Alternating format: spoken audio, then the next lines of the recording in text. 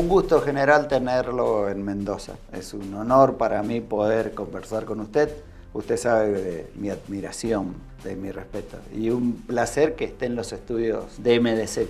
Gracias, profesor.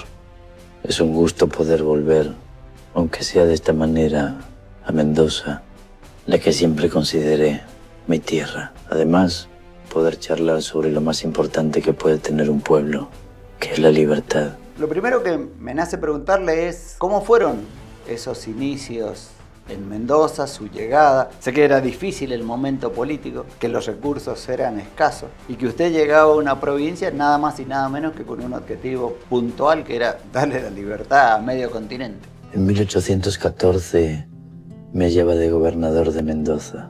La pérdida de Chile dejaba en peligro la provincia. Por eso la puse en estado de defensa hasta que se diera la oportunidad de atacar. Los recursos eran escasos. El ejército no estaba listo. Era un embrión de lo que se necesitaba.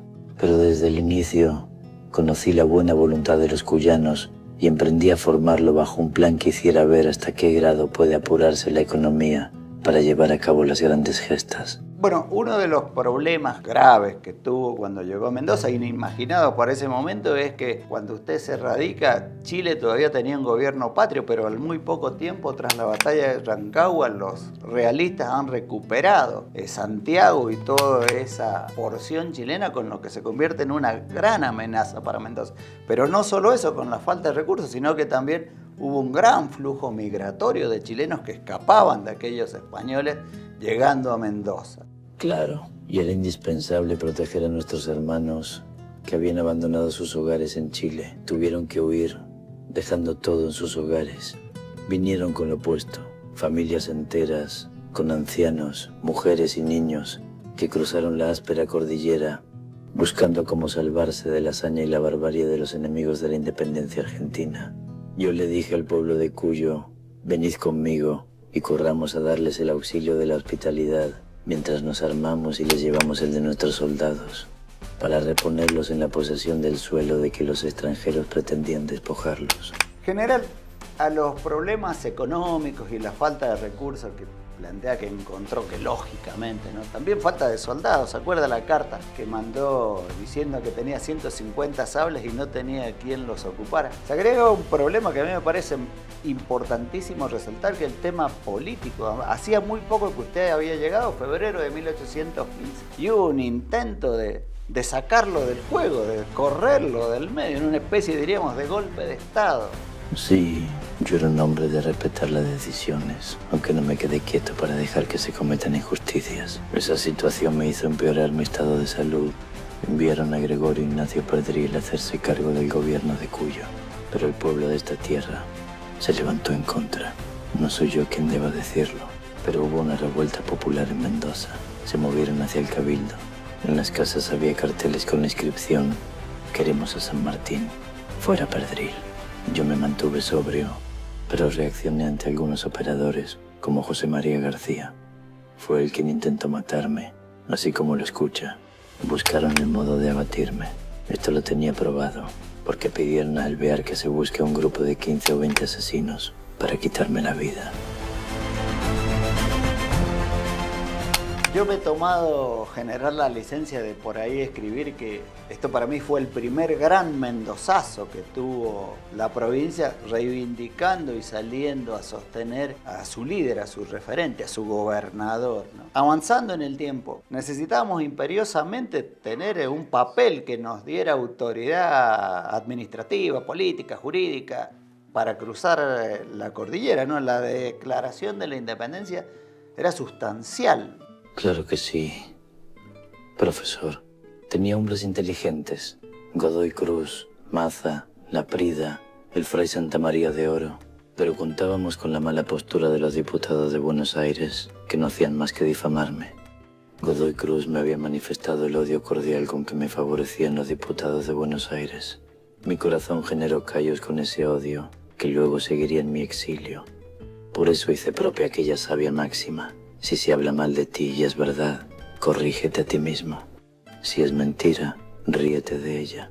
El problema que teníamos para ir hacia Chile y Perú no era solo económico, sino político. Estábamos en una verdadera anarquía.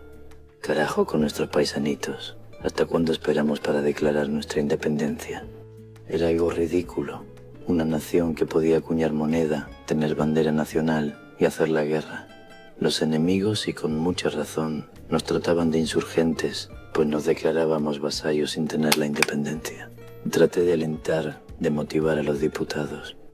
Les dije que tuvieran ánimo, que para los hombres de coraje se han hecho las empresas difíciles. Sí, yo creo que en el fondo la operación política dio resultado, porque en ese tiempo fundacional, hoy es muy difícil, es la primera gran asamblea que el interior en su conjunto puede imponerse a las pretensiones de Buenos Aires, ¿no? Me pareció realmente muy importante y estratégicamente esa punción política dio resultado. Ahora, ¿qué proyectos tenía, qué ideas tenía para ese Congreso de Tucumán en relación a la independencia, a la forma de gobierno? Lo pensé en su momento. Les dije a mis hombres de confianza que aunque no entendía de política, daba mi opinión si hubiera sido diputado. Les dije que debíamos pertenecer a una nación, que era imposible construir una república sin artes, ciencias, agricultura, población.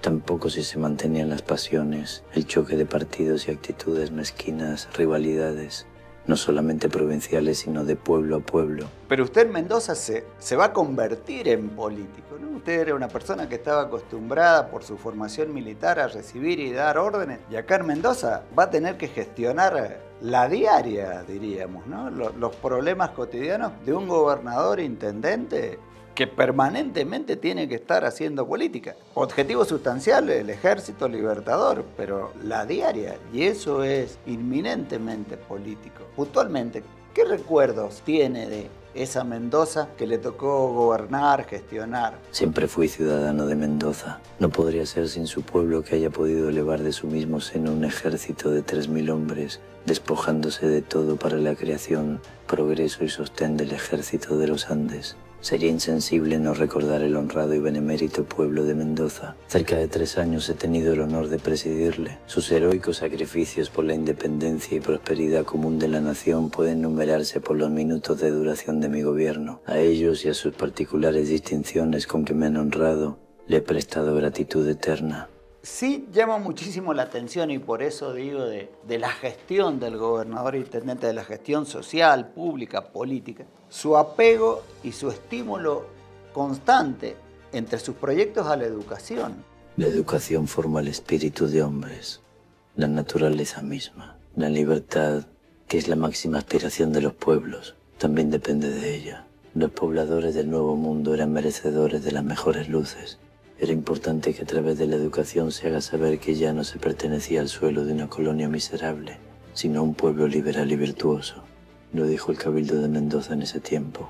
Si el guerrero era el instrumento para salvar la nación ante el peligro, el sabio debe serlo para constituirla.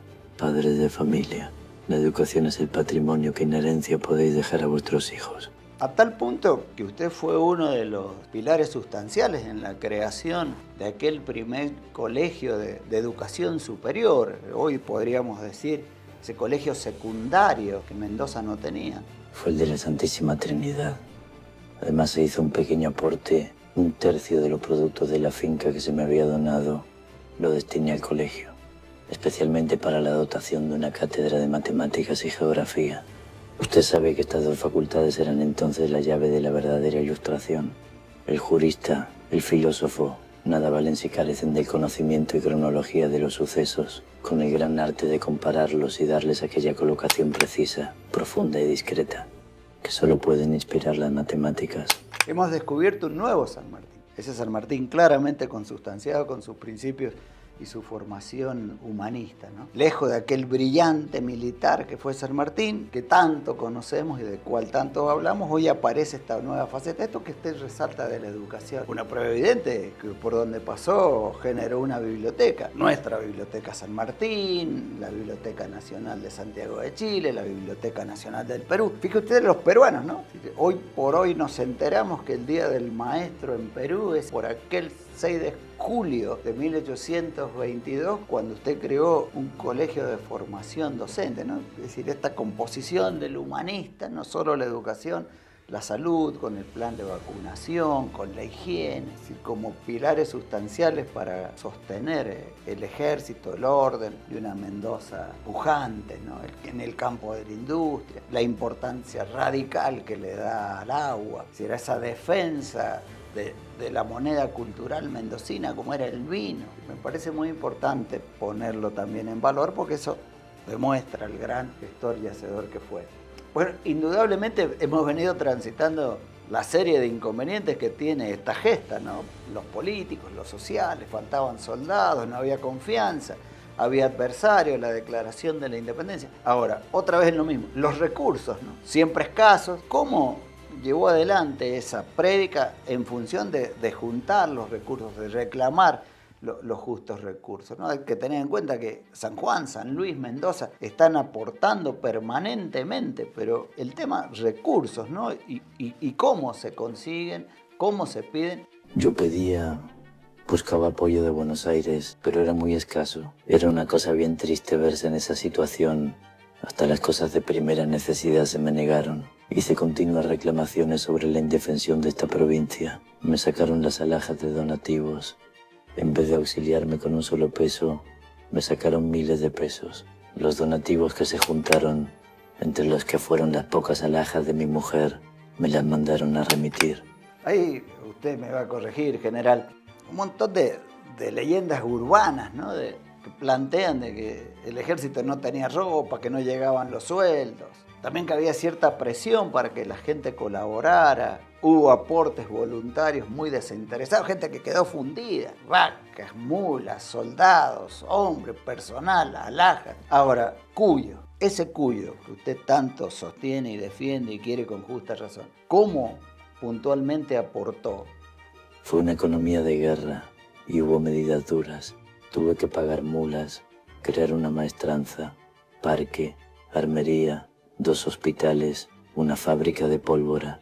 Tuve que arruinar las fortunas para sostener y crear tantas atenciones. San Martín fue siempre un hombre sospechoso en su país, pero esto es para otro momento. Había que formar y mantener más de 5.000 hombres y preparar el ejército. El pueblo de Cuyo lo hizo. La campaña salió más de 2 millones de pesos. 900.000 vinieron del directorio, el resto del pueblo que goberné orgullosamente.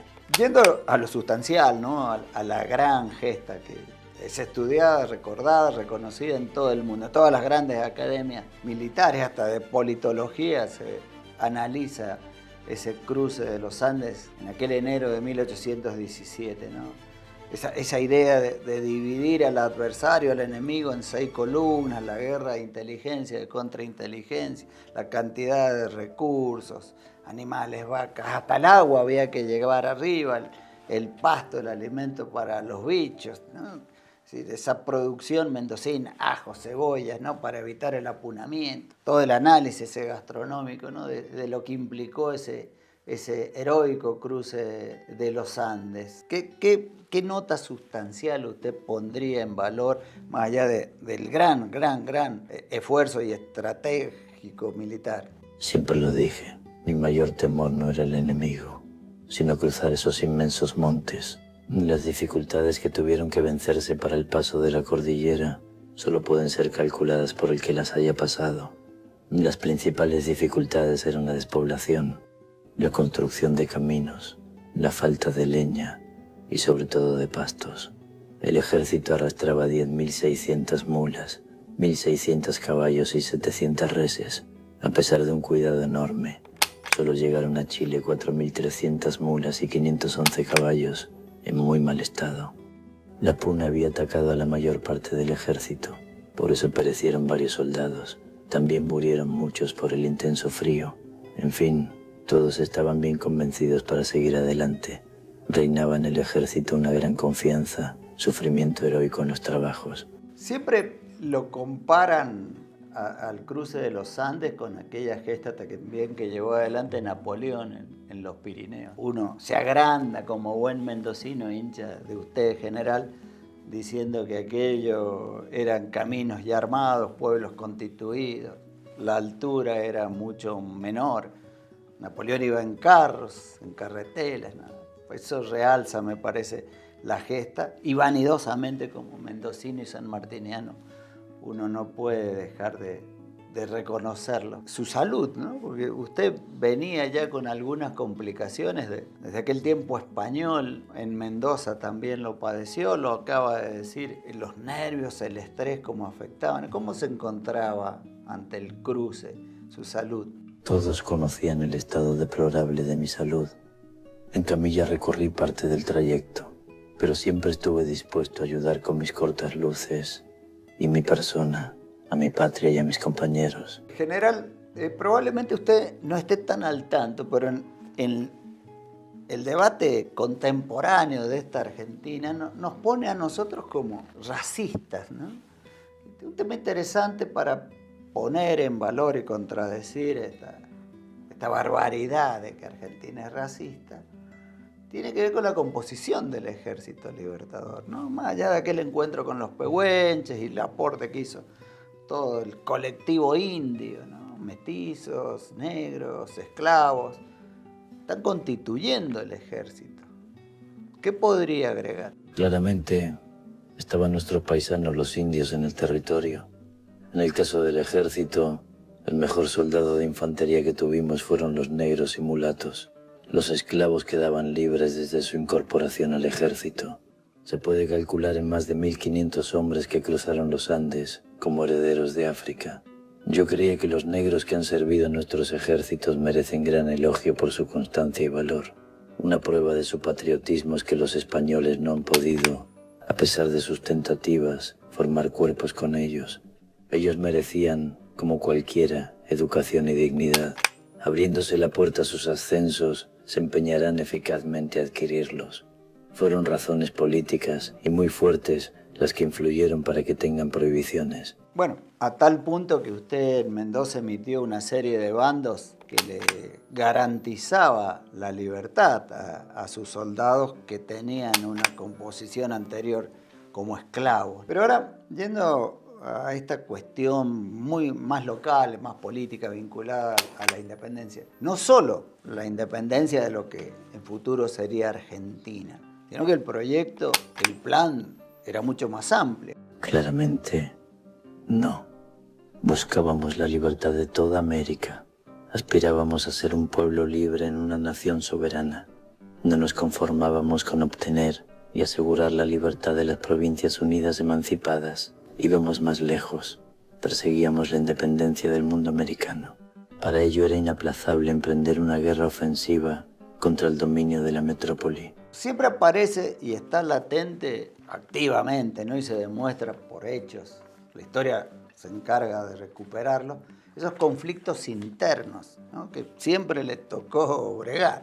Tan duro como pasar aquella cordillera, tan duro como enfrentar al enemigo. La interna, ¿no? Los conflictos de todos los días. Ese fue un mal dañino por demás, que incluso me costó el exilio eterno. Cada gota de sangre americana que se derramó por nuestros disgustos internos me llegó al corazón. Paisano mío, esto fue un dolor enorme.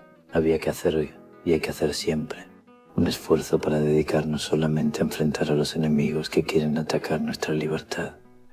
Nunca tuve en mi vida más pretensiones que la felicidad de la patria. Se podría decir perfectamente, sin temor a equivocarnos, que la campaña libertadora viene siendo exitosa. Las Provincias Unidas del Río de la Plata, la Libertad Chile, en Perú, reconocido como el gran protector. Ahora, ¿por qué después de Guayaquil ese retiro, ese correrse de la actividad y de la acción política? Yo tengo una posición, ¿no? Tomada, estoy ante usted, parece una pedantería, ¿no? Pero me parece que después de Guayaquil, su posición generosa, altruista, contemplativa, subordinándose a los objetivos, probablemente no fue lo suficientemente bien interpretada o correspondida por un Bolívar, corre por mi cuenta, vanidoso y egoísta, pretendiendo tener el monopolio, ¿no? de la gloria. Esto corre por mi cuenta, general. ¿Cuál es su posición al respecto? Faltaría mi deber si no manifestase que estuve enrolado en la carrera militar desde los 12 años y no tenía una formación acorde para la política. Mi educación ni mi instrucción no las creí propias para desempeñar con acierto un cargo. del que podía depender la paz de nuestro suelo. La experiencia me ha enseñado que los cargos públicos no proporcionan otra cosa que amargura. Mi barómetro para conocer la garantía de la tranquilidad que ofrece un país es el estado de su hacienda pública y al mismo tiempo las bases de su gobierno. Me imagino, después de tanto esfuerzo, ¿no? Generalísimo de Chile, capitán general, protector del Perú, al frente de todos los ejércitos del Río de la Plata. Y es patria, no tiene más patria. Está expatriado, está exiliado, ¿no? Qué sensación dura. Ahora, nos queda en el recuerdo a los mendocinos esa enorme satisfacción de que usted quería vivir en Mendoza, ¿no? Quería morir en Mendoza. Mi deseo era gozar de una vida tranquila. Los 10 años de revolución y guerra me lo hacían desear con anhelo. Por eso establecí mi cuartel general en mi chacra de Mendoza, en mi Tebaida. Para hacer más clara mi posición, corté toda comunicación, excepto con mi familia. Me proponía dedicarme a los encantos de una vida agrícola y a la educación de mi hija. Ese era mi deseo. Bueno, lamentablemente el recuerdo de usted, general, en Mendoza sigue muy vivo, latente, activo, ¿no? No solo por las industrias que dejó instalada, esa metalúrgica, todo el tema productivo, cambiar la matriz productiva y cultural de Mendoza. El legado de la libertad, ¿no? Esa acción tan comprometida con el acervo, ¿no? Con la idiosincrasia que se instaló a partir del Ejército Libertador. Qué pena. ¿Por qué piensa usted que no pudo cumplirlo? Vanas esperanzas tuve. En medio de estos planes hubo lisonjeros que me obligaron a seguir otro camino y se dedicaron a hostilizarme. Sus carnívoras falanges bloquearon mi retiro tranquilo. Fue ahí cuando se me manifestó una verdad que no había previsto. Había estado demasiado en la revolución para que me dejasen vivir en tranquilidad. Tuve varias razones por las que decidí privarme del consuelo de estar en mi patria. La primera, no mandar. La segunda, la convicción de que podría haber habitado mi país como particular en tiempos de convulsión, de divisiones. Estos son los motivos que me impulsaron a confinarme de mi suelo, porque mi presencia en el país hubiera sido embarazosa. Viví el dolor del exilio, pero he sido un hombre feliz. He sido feliz, pero a pesar de esto, le aseguro que mi alma encuentra un vacío, y es no haber podido estar en Mendoza hasta el final, como siempre fue mi deseo.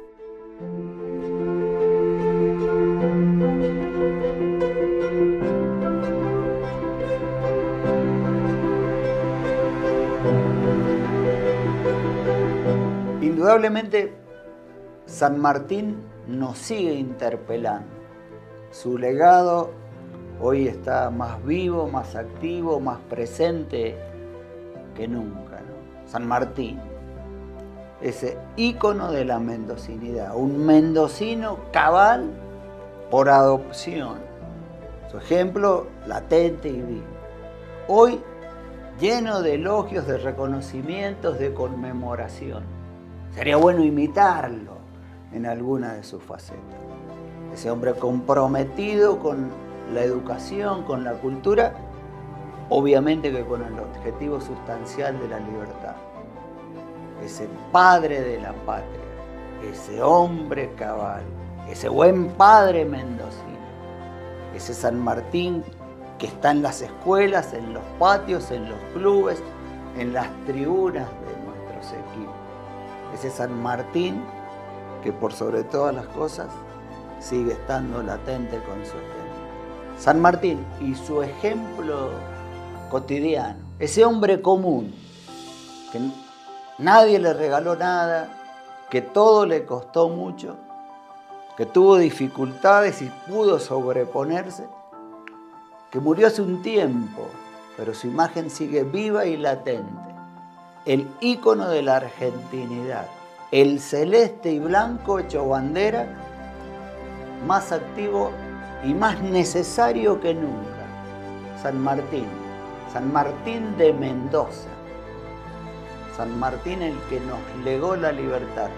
Gloria y honor a ese ciudadano, a ese vecino, a ese hombre común con responsabilidades extraordinarias que todavía sigue siendo la fuente de inspiración y el horizonte donde Mendoza debe caminar constantemente.